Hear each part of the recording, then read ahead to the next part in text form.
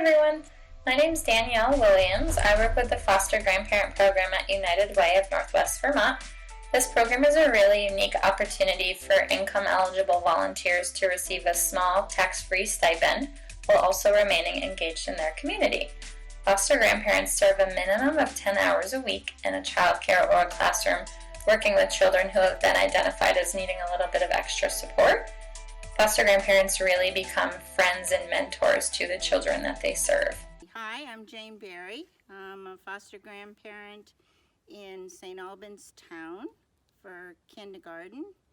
I've been doing that for a number of years. Before that, I was a special educator, and before that, a preschool teacher. So, always been with kids. And this book, I have a almost 6-year-old grandson, and this was the one he wanted me to read. So, and the name of the book is One by Catherine Otoshi.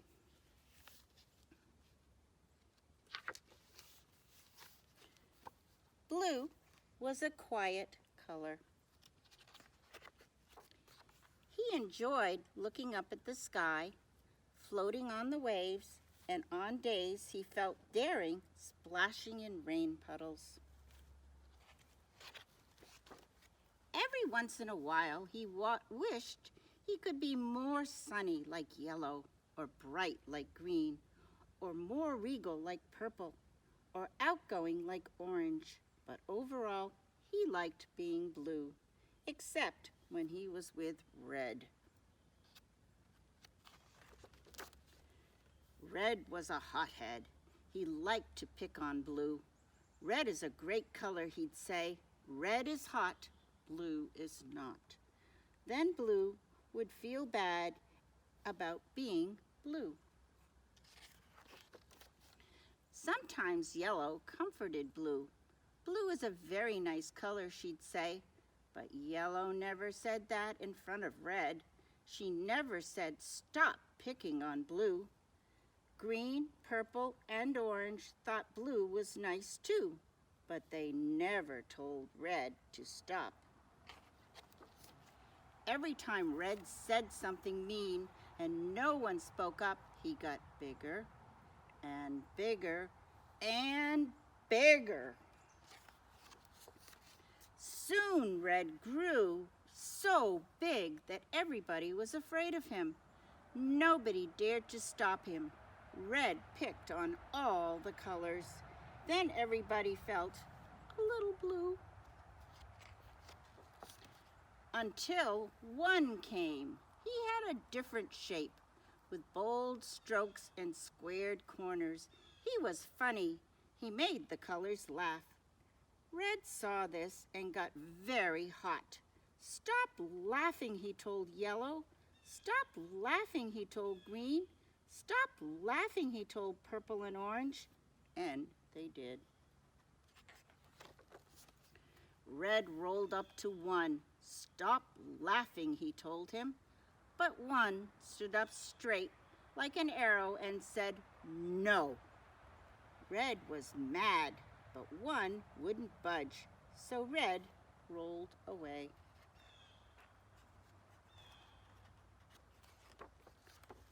One turned to the colors and said, "If someone is mean and picks on me, I do, for one, stand up and say no." Then Yellow felt brave and said, "Me too." Green agreed and said, "Me 3." Then Purple became 4 and Orange became 5.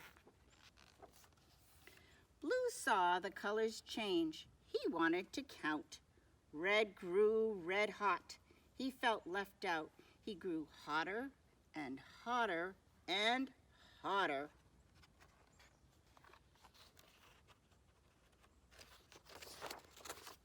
Red raced to Blue and said what he always did. "Red is hot. Blue is not." But this time, Blue stood up tall and became 6. "Red, can you really be hot?" he said. "But Blue can be super cool." Red blew a fuse and tried to roll over Blue.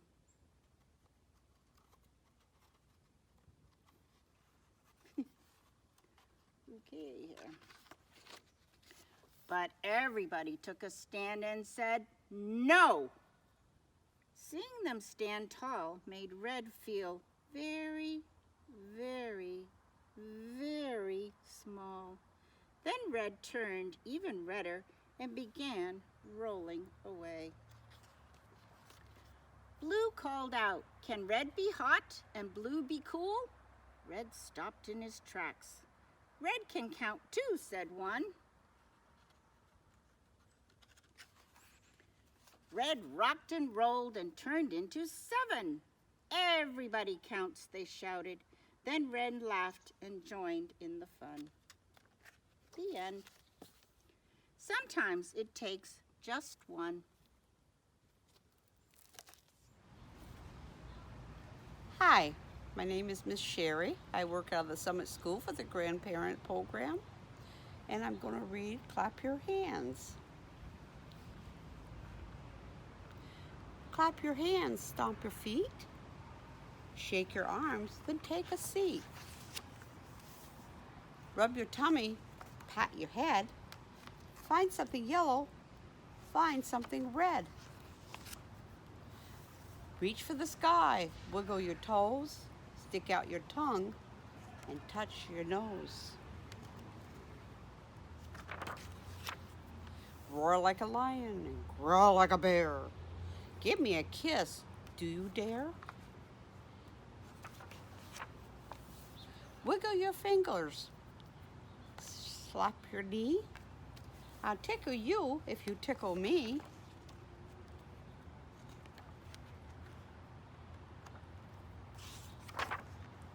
Close your eyes and count to 4.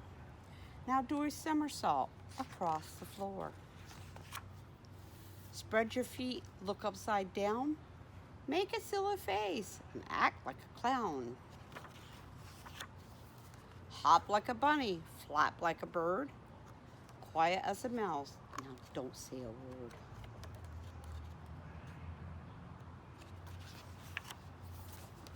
Tell me your name, how old are you? Tell me a secret and I'll tell you one too.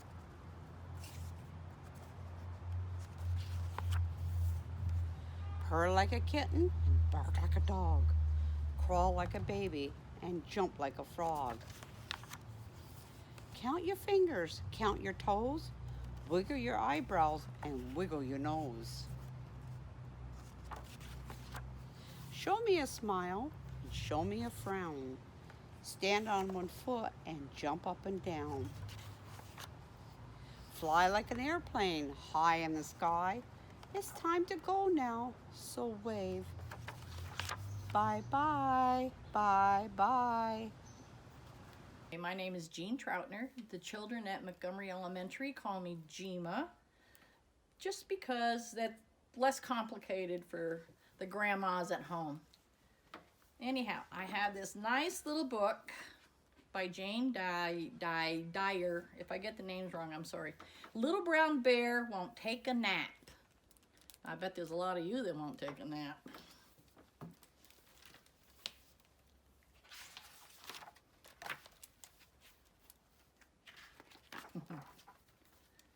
And he must live in the country. Look at all the nice pictures. Kind of looks like out here in the country in Montgomery.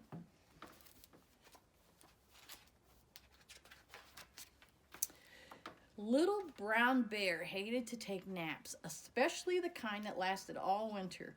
"I won't take a nap," announced Little Brown Bear. "Nonsense," said Mama. "Every bear sleeps in the winter. It's time for you to snuggle into bed." You can tell he's looking pretty stubborn. "Honk, honk, honk."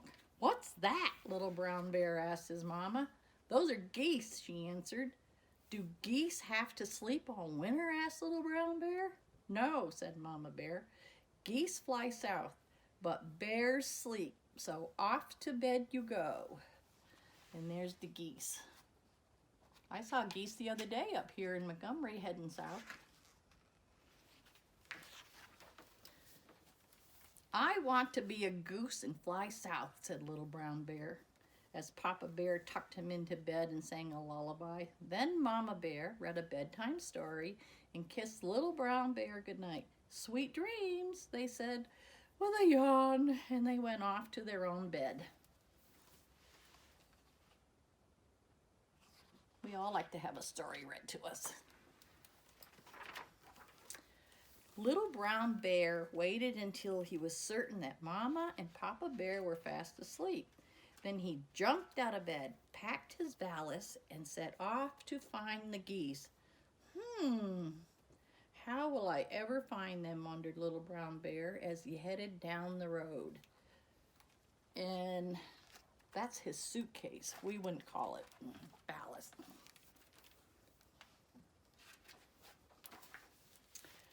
Toot, toot, toot. Little Brown Bear heard a whistle just as a train was pulling into the station. Gaggles of geese were everywhere. Some geese were boarding the train, some were waving goodbye, and others were leaning out the windows. "Hop on board," called one goose. So Little Brown Bear did. Ooh, look at the geese. What a fun trip. "Why, aren't you flying?" Little Brown Bear asked the goose. "Oh, some of us prefer the train," he answered. "It's more relaxing and we enjoy the ride." Little Brown Bear looked around. 2 geese were playing chess, others were playing checkers, and another goose invited Little Brown Bear to join in a game of cards. Little Brown Bear thought this was much better than taking a nap. Yep, I bet you guys would think it's much better too. The next day, Little Brown Bear and his new friends went to the cafe car for a boxed lunch of honey, birdseed, and peanut butter sandwiches as they watched the scenery fly by outside their windows. As soon as the train arrived at their stop, the geese flew off to the beach and Little Brown Bear followed. Oh, nice little box lunches.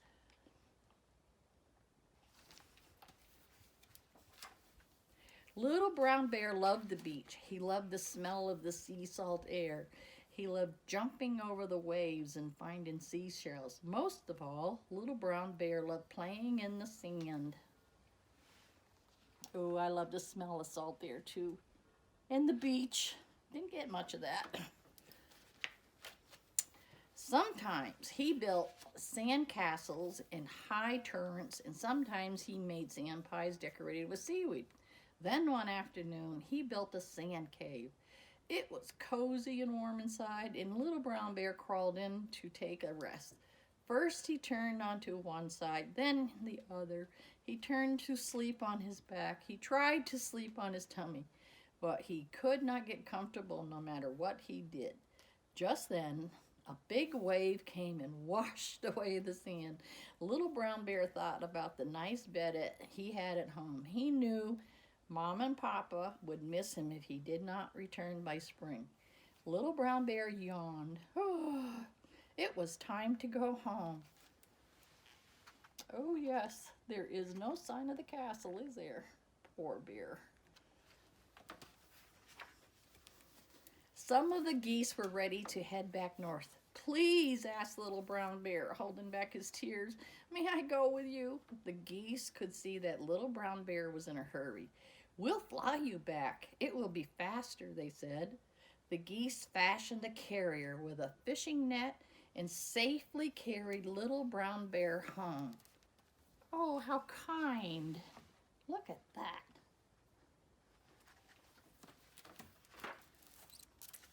Little Brown Bear quietly opened the door, tiptoed past his sleeping parents, and unpacked his belongings. Then he climbed into bed, snuggled under the covers, and fell fast asleep. Oh, he's so comfy. "Wake up," called Mama and Papa. "You slept all winter," said Papa. "Spring is here," said Mama. "I'm not getting up," growled Little Brown Bear. "I didn't even sleep." Mama Bear took a warm washcloth and gently wiped the sleep from Little Brown Bear's eyes. "You silly goose," she said. "Of course you did. You have You even have sand in your eyes. Here she's cleaning out that sand. Is it sleep sand, guys? Sorry, that's the end of the story. That kind of leaves, that's what they call a cliffhanger. You think there's going to be more. But Mama Bear thought he slept, and he did not. Hi, I'm Gigi, and I volunteer at St. Albans City School in the kindergarten room. And I'm just here today to read a story. Oh, and this is also, I'm sorry, this is for the Foster Grandparents Program, which I am a part of. So I'm going to read a story to all my kiddos in kindergarten, whom I really miss a lot, and I'm sorry I can't be with you in person, but hopefully you'll get to see me reading the story, and it'll be like we're all together. So the one I chose is a Dora the Explorer book, and it's called Dora Goes to School. So we're going to start now. Dora and Boots were on their way to school. They were excited for their first day. As they were walking along, however, they saw someone else on the way to school too. It was their teacher, La Maestra Beatrice. Here's a picture. La Maestra Beatrice needed to get to school before her students so she could get everything ready for them and welcome them to class. But her bicycle just got a flat tire. Dora and Boots needed to help her get to school, and fast. La Maestra Beatrice has lots of school supplies, Dora, Boots said. How are we going to carry them all? Backpack can carry them, Dora said. So Boots and Dora helped La Maestra put all her supplies in backpack.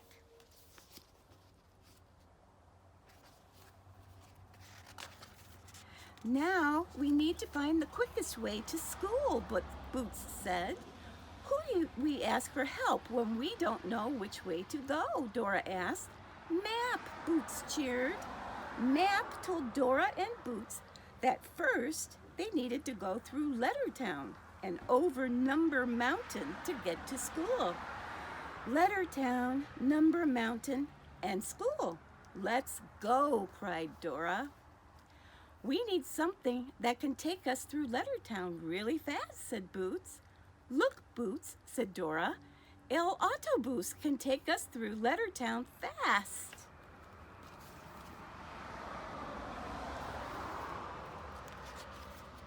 Dora, there are letters everywhere in Lettertown, Boots said.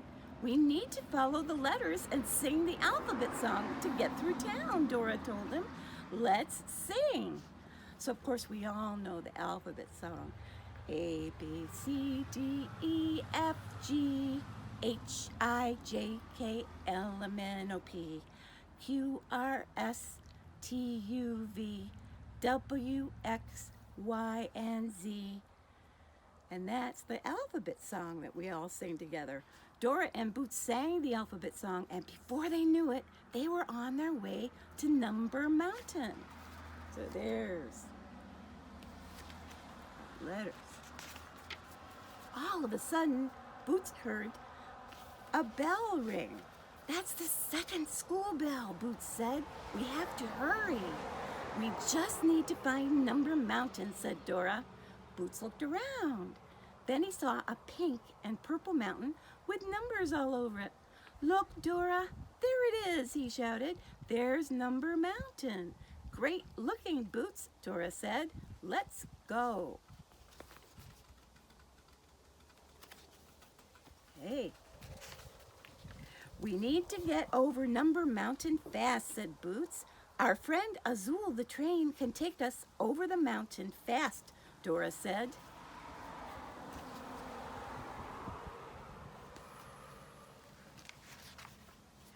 To ride over Number Mountain, we need to count the numbers we pass, Dora explained. Let's count, Boots. 1, 2, 3, 4, 5, 6, 7, 8, 9, 10. They both counted happily. Excelente, said Dora. Now let's count backwards. as we go down the other side. 10, 9, 8, 7, 6, 5, 4, 3, 2, 1. Fantastico! We made it over Number Mountain.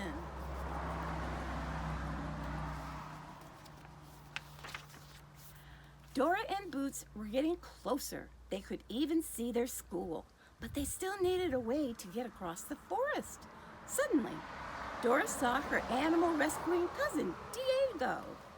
Wow, Diego's flying on a condor, said Boots. Maybe the condors can fly us to our school. Good idea, Boots, Dora said. Let's call to the condors. Say squawk, squawk. So Dora, Boots, and La Maestra Beatrice all squawked as loudly as they could to call over the condors.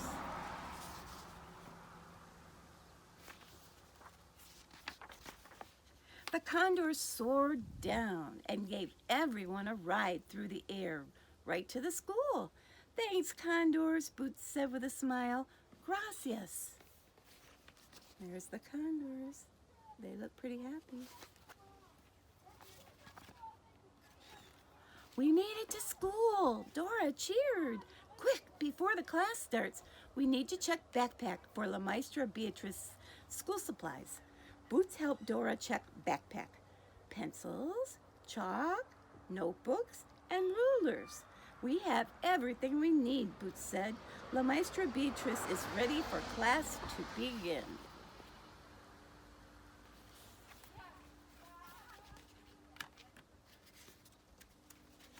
But just then, Dora heard a noise. Uh-oh, she said. I hear Swiper. That sneaky fox will try to swipe La Maestra's school supplies. We have to stop him. Dora and Boots stood tall and said, Swiper, no swiping. Oh, man, said Swiper. He snapped his fingers and scampered away. And just in the nick of time, too, La Maestra Beatrice's students began filling up the classroom. Good morning, class, La Maestra Beatrice said with a smile. Buenos dias, said her students. La Maestra Beatrice was happy to be able to start her class on time, and she couldn't have done it without help from her star students, Dora and Boots.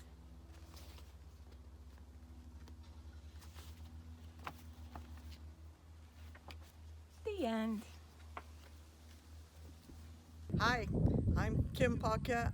I help up at Berkshire Elementary School. They call me Grandma Kim. I'm here to read this story today. It's called How to Babysit a Grandma.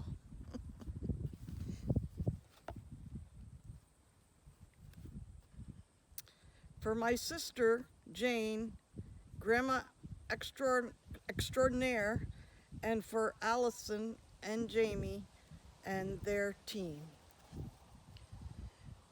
When you babysit a grandma, if you're lucky, you'll have a sleepover at her house.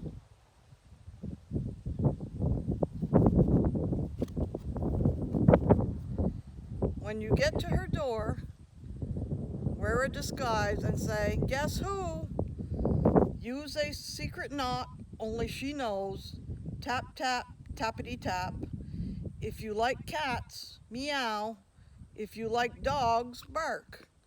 When she opens the door, shout, "Grandma, your babysitter is here."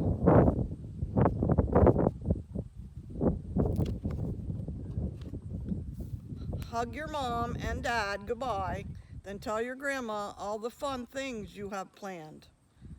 How to keep a grandma busy.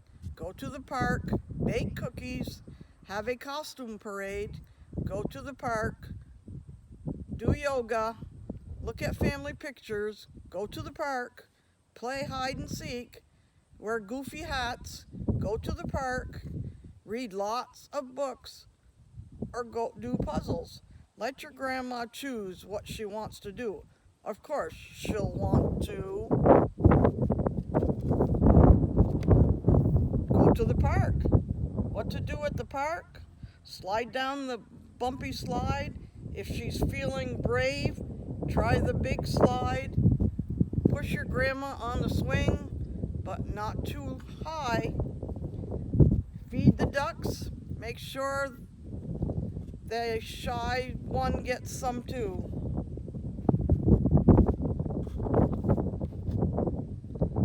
Back at home, plan some fun. How to play with a grandma. Sing and dance together. Play shoe shopping. If your grandma likes fancy things, play dress up. Say ta-da when you hand her a mirror.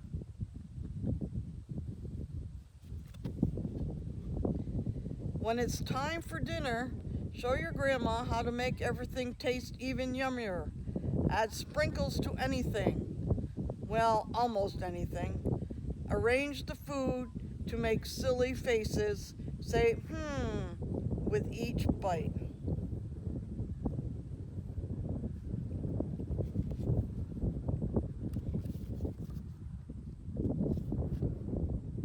When it gets dark, help your grandma find the first star.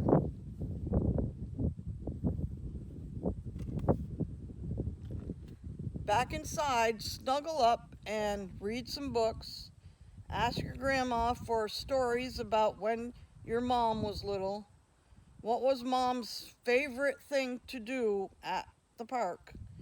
Did she ever get in trouble? Was her grandma as fun as you?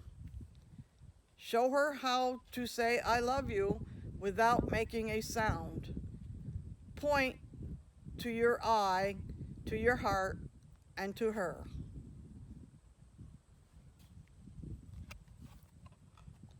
When it's bedtime, ask your grandma, where do you want to sleep? Places to sleep: in a tent, on the floor, on the couch, in the little bed, in the big bed.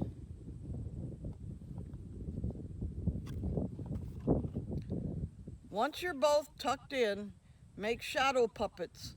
Have your shadow foxes kiss goodnight.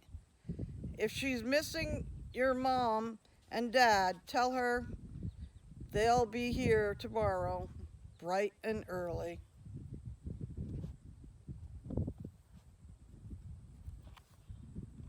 In the morning, when you hear a knock, open the door, dressed up as twins.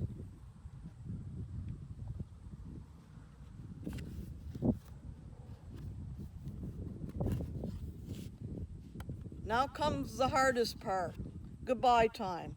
How to say goodbye to a grandma. Let her borrow some sprinkles, books, stickers, ribbons. Say I love you without making a sound. Give her a big hug and ask, when can I babysit you again?